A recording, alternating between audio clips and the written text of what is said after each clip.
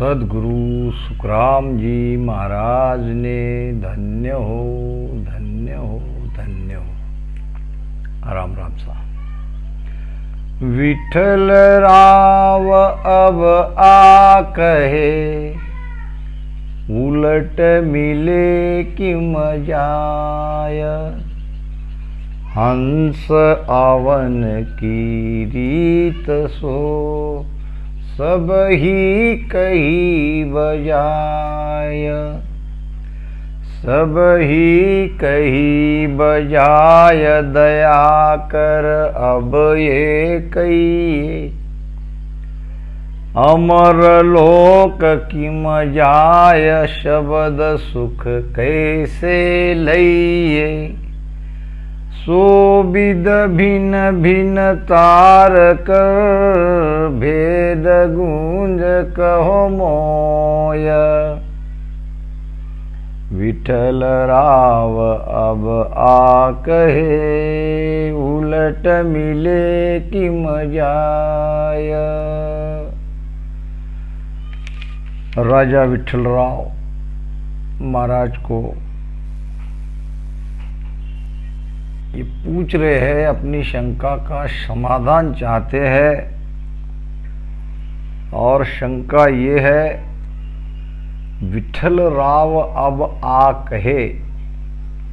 कब कहा? जब महाराज ने उन्हें ज्ञान दिया, जब गुरु महाराज ने उन्हें मोक्ष प्राप्ति का भेद बताया, प्रेम के बारे में बताया। अब पूछ रहे हैं, उलट मिले कि जाए। हे महाराज, आपने तो सत्सबद जागृति का भेद बताया और कैसे वो प्रेम से जगता है ये भी बताया। अब कृपया करके ये बताओ कि पीछम के रास्ते से उलटकर ये चेतना कैसे वो परमात्मा में समा जाती है, मिल जाती है। हंस आवन की रीत सो, सभी कही बजाए। हंस आने की रीत तो आपने बजा बजा के कह दी, भांति भांति से उसको समझाया कि कैसे हम पिता के भ्रुकुटी में थे और माता पिता के प्रेम से, पिता के भ्रुकुटी से हम कैसे माता के गर्भ में आए और वहाँ जाके हमने आकार में प्रवेश किया, फिर जीव भाव में आए। ये तो सब महाराज ने विठल राव जी को कहा। अब ये कह रहे हैं कि अमर लोक किम जाए, शब्द सुख कैसे लइए। अब जो आपने अमर लोक का रास्ता बताया है, अमरलोक का जो भेद बताया है, वो पीछम के रास्ते से उलटकर ये हंस अमरलोक में कैसे जाता है और वहाँ शब्द का सुख, आत्मा का सुख कैसे लेता है। सो विद भिन्न भिन्न तार कर, भेद गुंज कहो मो आए। अब इसकी विधि, इसका भेद भिन्न भिन्न तरह से मुझे आप समझा के दो। सुख रामदास जन बोलिया, सुन जो बचन हमार। भ्रुगुटी से बिंद उतर्यो, पढ़्यो गर्भ 3 बार। पढ़्यो गर्भ 3 बार, प्रेम वो उल्टो चाहिए। शंखनाल को त्याग बंक, पीछम दिस गई। साजन कूची बाहरो, चढ़े सबद संग तार। सुख रामदास जन बोलिया, सुनियो बचन हमार। हे राजा, मेरे वचन को तू सुन। क्या वचन है? सुखराम दास जन बोलिया, सुन जो वचन हमार। और भ्रुकुटी से बिंद उतरिया। किसकी भ्रुकुटी से? पिता की भ्रुकुटी से। बिंद नाम वीर्य। भ्रुकुटी से बिंद उतरियो, पड़े गर्भ 3 बार। और माता के गर्भ में जिस समय वो पड़ा 3 बार, यानी उस समय, जिस समय पिता के भ्रुकुटी से संकनाल के रास्ते से ये बिंद, ये वीर्य प्रेम के कारण माता के गर्भ में जिस समय पड़ा। अब इसमें भेद है। और भेद क्या है और क्यों महाराज ने ये सांसारिक रीति की सारी क्रिया बतानी पड़ी? क्योंकि ये हंस प्रेम से आया है। ये हंस आने का कारण भी प्रेम ही है। जब ये संसार में आया तो माता पिता के प्रेम के कारण आया। अब ये है आने का रास्ता। पिता सीसता बास हमारा, संकनाल होए आया। और माता गर्भ लिया बसेरा, वहां मैं जीव कहाया। अब इसमें पकड़ना है उस प्रेम को। प्रेम यानी उस क्रिया को, उस भेद को। पड़ो गर्भ 3 बार, प्रेम वो उल्टो चाहिए। अब उलटने के लिए वही प्रेम चाहिए। उस प्रेम को पकड़ना है और प्रेम पर ही विचार करना है। प्रेम ही हमारा भेद है। अब आगे बात आएगी। अब यहाँ तो स्त्री पुरुष का प्रेम सब जानते हैं, मगर यहाँ के स्त्री पुरुष कौन से है भीतर के भजन में, और यहाँ भीतर का प्रेम कैसा होता है, ये महाराज आगे बताएंगे। संकनाल कु त्याग, बंक पिचम दिस गइये। बहुत अच्छी बात है। देखो, हमारे शरीर के अंदर जो ऊर्जा का स्रोत्र है, ये सांस उसास से, ये ब्रह्म स्थान से इस संसार की ओर जा रहा है। ये ऑटोमेटिक, ये परमात्मा ने सबके अंदर में ये व्यवस्था कर रखी है। अब जो हमारी आत्मिक शक्ति जो ब्रह्मस्थान से संसार में जा रही थी, अब उस शक्ति को, प्रेम का मतलब क्या है, अब उस आत्मिक शक्ति को संसार की तरफ मत जाने दो। अब उस शक्ति को पलटाओ। ये पलटती है संकनाल के 6 कमलों का जैसे ही हम छेदन करते हैं, वहाँ इस प्रकार में 2 धाराएं हैं, 2 दिशाएं हैं। 2 तरह से आप आत्मिक शक्ति को ले जा सकते हो। अब ये की व्यवस्था यानी ब्रह्मस्थान से संसार की ओर, ये तो ऑटोमेटिक सबके अंदर है। इसके लिए आपको कोई प्रयास करने की जरूरत नहीं है। स्त्री और पुरुष दोनों मिलते ही, दोनों में प्रेम होते ही, ये सांस उसास से ये और मिलन से ये आत्मिक शक्ति ब्रह्मस्थान से संसार में जा ही रही है। अब ये इसलिए बोल रहा हूं मैं, एक है ये संकनाल, संकनाल से ये शक्ति संसार में गई। अब यहाँ है बंकनाल का, ये बंकनाल समझो, ये दिख रही है आपको। ये मैं इसलिए कर रहा हूँ कि ये आपको दिखे। ये है बंकनाल, मान लो आप। वहीं ये दोनों गुदा स्थान पे है, ऐसा समझो। अब इस रास्ते से हमको हमारी आत्मिक शक्ति को ले जाना है।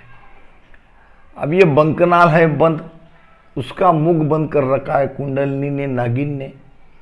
तो पहला काम हमको सांस उसास से, इस गहरे भेद से, इस नाभि में होने वाली अमाउ सासा के प्रेशर से, यानी उसी प्रेम से भजन करते करते पहले हमको ये कुंडलिनी शक्ति को खोलना है, क्योंकि वो अपनी जगह दे दे और बंकनाल का रास्ता हमारे खुला कर दे। जब तक हम उसे जगाएंगे नहीं, जब तक वो भेद बताएंगे, कोई बताने वाला भेद बताएंगे नहीं, तब तक ये बंकनाल नहीं खुलेगी। राम राम करते रहो कितने साल, भजो रात दिन रो लिवलाई, परम मोक नहीं पावे भाई, ये महाराज जी कह रहे सब। अब हमारे पास ये बहुत बढ़िया भेद है और बड़ा आसान भेद है। खाली ऊर्जा को जो सीधे संसार में जा रही है उसको पलटाना है। इसको महाराज ने कहा है कि संकनाल को त्याग बंक पिचम दिस गई। अब इस आत्म चेतना को, हमारी चेतना को बंकनाल के रास्ते से, पिचम से ऊपर शब्द और श्रुति के साथ में चढ़ाते रहो।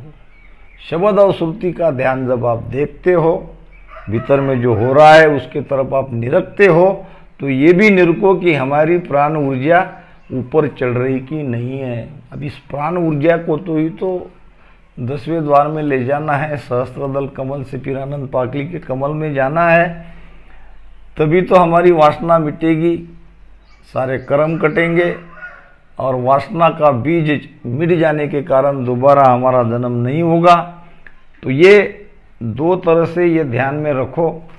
मैं और एक बात आपको बताता हूँ, ये पेन मैंने पकड़ा है, इधर इस रास्ते से जाओगे तो सीधे संसार में जाओगे, काल के दायरे से बाहर कभी नहीं निकलोगे।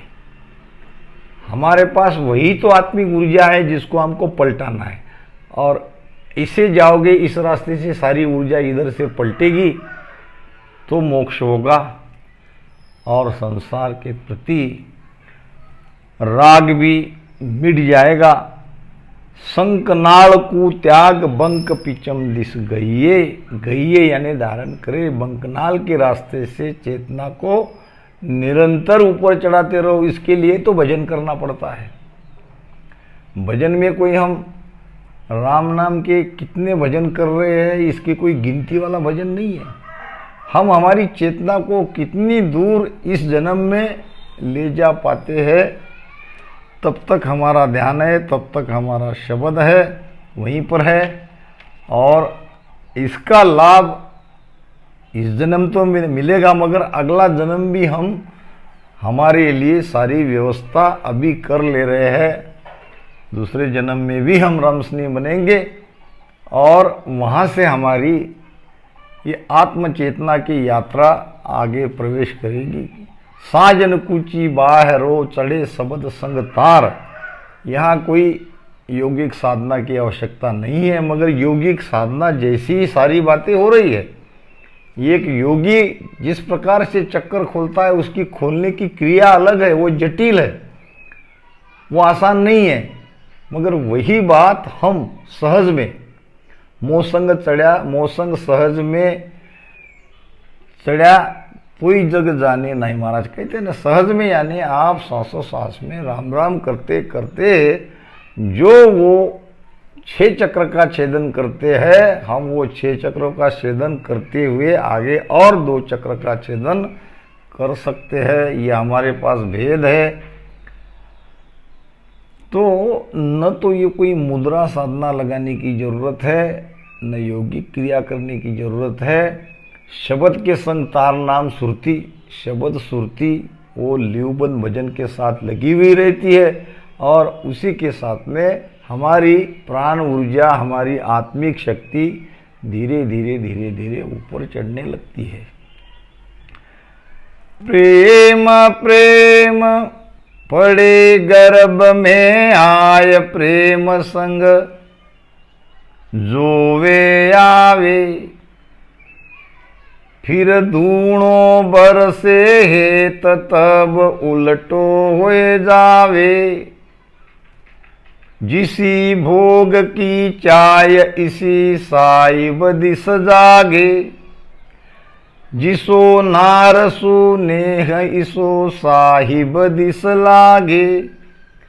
सुख राम कहे भग प्रेम हो, अंध कंद तज लाज। इसो प्रेम सो चाहिए, राम मिलन के काज। कैसा प्रेम चाहिए? जैसे कोई नेह लगावे प्रभु पावे। परमात्मा पाना है तो प्रेम से ही मिलेगा। अगब अग प्रेम नेम जब छूटा, जुग मर्जादन काई बे। गुरु के तो बेचो बिकने लागे, शेषिस साचे भाई बे। एक कोई संत थे और उनके बारे में यह कहा जाता था कि वो परमात्मा से प्रेम करना सिखाते थे। एक व्यक्ति आया और महाराज को, उस महापुरुष को कहने लगा कि महाराज जी, मैंने ये सुना है कि आप परमात्मा से प्रेम करना सिखाते हो। महात्मा ने कहा, आपने सही सुना, मैं परमात्मा से प्रेम करना सिखाता हूँ। तो वो व्यक्ति कहने लगा, मुझे भी सिखाओ। सीखो भाई, ये देखो ये बैठे हैं, ये सब सीखने के लिए तो यहाँ है, मेरा काम ही वो है, तो कृपा करके मुझे भी सिखाइए, मैं भी परमात्मा से प्रेम करना चाहता हूँ। तो महात्मा ने उसकी तरफ देखा, कहा आओ बैठो। वो व्यक्ति बैठ गया और महात्मा ने पूछा, क्या लाए हो? परमात्मा से प्रेम की कुछ कीमत तो लानी पड़ेगी, तो क्या लाए हो? अब वो व्यक्ति सकपका गया और तुरंत उठ के खड़ा हो गया। महात्मा जी, मुझे ये नहीं पता था कि परमात्मा से प्रेम करने के लिए या प्रेम को जो आप सिखा रहे हो सीखने के लिए भी कुछ लगता है, इसके बारे में मैं जानता नहीं था। दोबारा घर पे वापस जाके आता हूँ और कुछ न कुछ लेके आता हूँ। ठीक है करके वो व्यक्ति चला गया। 2-3 दिन बाद आया, आ गए? हाँ, बैठो। तो थोड़ा बहुत तो मैं लाया हूँ, मुझे बताओ कितना देना पड़ेगा जब आप सिखाओगे प्रेम करना? वो कहने लगा, यहाँ तो सबके लिए एक ही रेट है, सबके लिए एक ही भाव है। अगर वो तुम लाए हो तो सीख सकते हो, नहीं तो जा सकते हो। बताओ तो सही, क्या आपने परमात्मा प्राप्ति के लिए रेट तैयार किया है? रेट तो मेरा एक ही है और वो सबके लिए एक ही है। क्यों मैं ये चाहता हूँ, इसका कारण है, कबीर साहब कहते हैं, प्रेमन बाड़ी उपजे, प्रेमन हाट बिकाय। राजा प्रजा जेहि लिए, शीस दिए सो झुकाय। प्रेमन बाड़ी उपजे, ये प्रेम पैदा नहीं होता, इस प्रेम को कोई पैदा कर नहीं सकता। प्रेमन हाट बिकाय, प्रेम का कोई मोल भाव नहीं है, प्रेम कहीं मिलता नहीं है, ये कोई बाजार में खरीद कर लाने वाली वस्तु नहीं है। यहाँ तो सबके लिए एक ही रेट है, राजा प्रजा जे ही लहे। जिसके मन में ये प्रेम को पाने की बात आती है, उसके लिए एक ही है, उसको झुकना पड़ेगा, समर्पण करना पड़ेगा। अगर तुम समर्पण के साथ यहाँ आए हो तो आपको प्रेम मैं सिखा सकता हूँ। अब वो व्यक्ति कहने लगा, मैं तो कुछ और ही सोच रहा था कि भाई ये महात्मा कोई धन पैसे के लोभी है और इसीलिए क्या लाए वो मुझे पूछा। मुझे तुरंत वही बोल देना चाहिए था, जो आप चाहे वो मैं देने को तैयार हूँ, और मैं ये महापुरुष की बात नहीं समझ सका। संत कहने लगे, संसार की या अखिल ब्रह्मांड की सर्वोच्च वस्तु को आप प्राप्त करना चाहते हो मुझसे, और मुझे आपका समर्पण भी नहीं दोगे तो कैसे मिलेगी। अकबक प्रेम नेम सब छूटा। महाराज कहते हैं, प्रेम जहाँ हर आप है, नेम जहाँ गुण होया, अकबक जहाँ सुख राम कहे, ब्रह्म कहावे सोय। प्रेम जहाँ हर आप है, जहाँ प्रेम लग गया वहाँ परमात्मा लग गया, परमात्मा मिल गया। और जिसके घट में अकबक प्रेम है, मान लो वो तो ब्रह्ममय हो ही गया। विठल राव ने महाराज को पूछा था, विठल राव अब बूझो आणी, किनसु प्रेम करे वो प्राणी, तुम देवल देव बीद नहीं राखी, और निराधार प्रेम तुम भाकी। कहो जी प्रेम किनसु लागे बिना, सूद कोई कैसे भागे।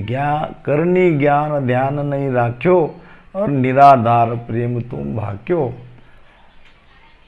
अब इसका उत्तर माना दे रहे हैं के सुख राम प्रेम आधारा, सतगुरु शरणे एक विचारा, और शरण कोई नहीं चाहिए, आप उलट आप ही में रहिए।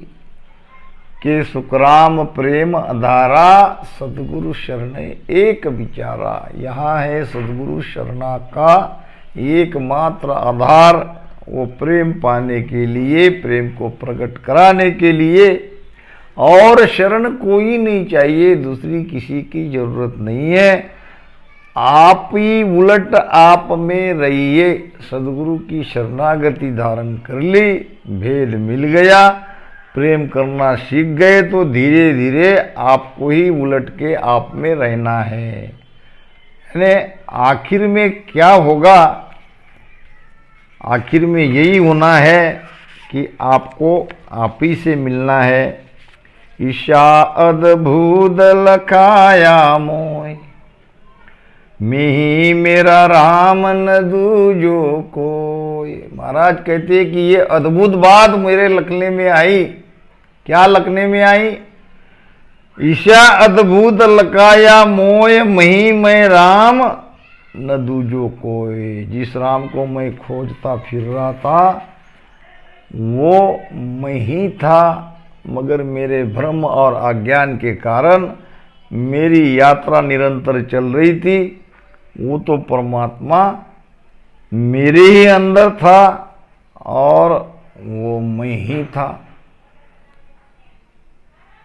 इसीलिए महाराज कह रहे हैं, जब लग स्वरूप न चीने कोई, तब लग सुखिया हुए नहीं लोई।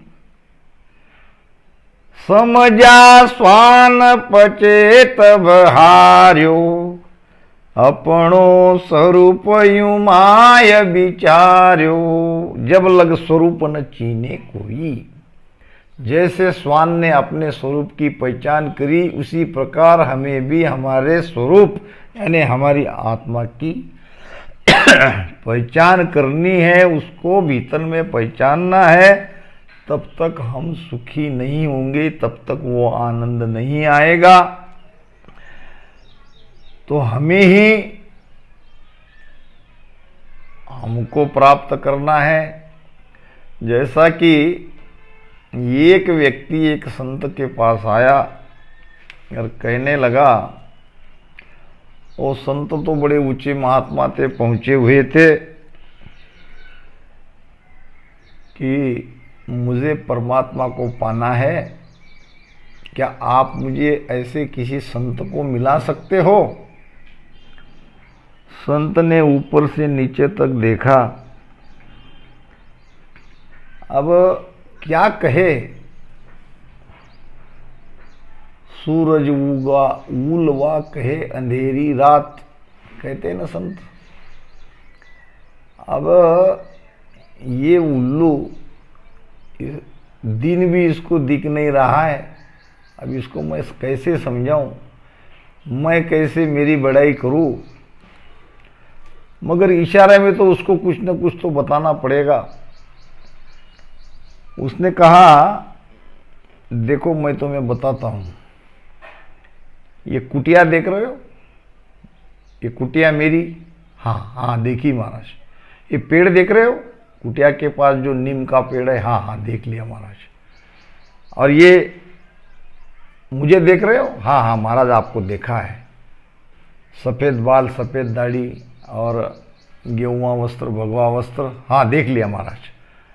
आप ऐसा करो, यहाँ से सीधे जाओ और किसी ऐसे स्थान की तलाश करते करते जहाँ तुम्हें हूबहू ऐसा ही स्थान मिलेगा, उस संत के शरण में चले जाओ, वो तुम्हें परमात्मा प्राप्ति का भेद बता देंगे। अब अज्ञानी व्यक्ति समझ नहीं पाया और निकल गया खोजने। खोजते खोजते खोजते खोजते 12 साल उनको हो गए और 12 साल के बाद ऐसी जगह मिली जैसा उन्होंने कहा था। कुटिया भी वैसी थी और नीम का पेड़ भी था, घना जंगल भी था और संत भी जैसा उन्होंने बताया था उस प्रकार का संत भी वहां था। उनको देखते ही ये उनके चरण में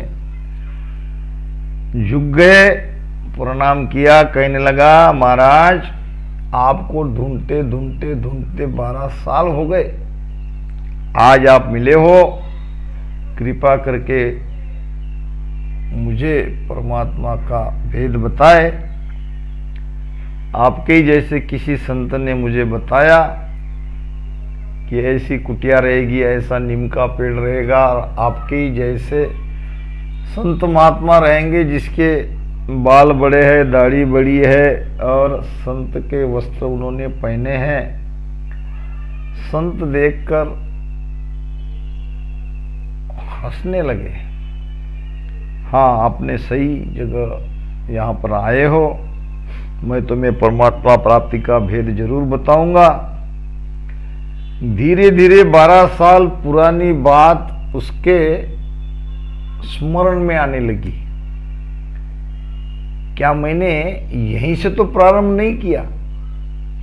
क्या मैं जिस संत के पास मैं आया था सबसे पहले 12 साल पहले, क्या वो यही तो नहीं है?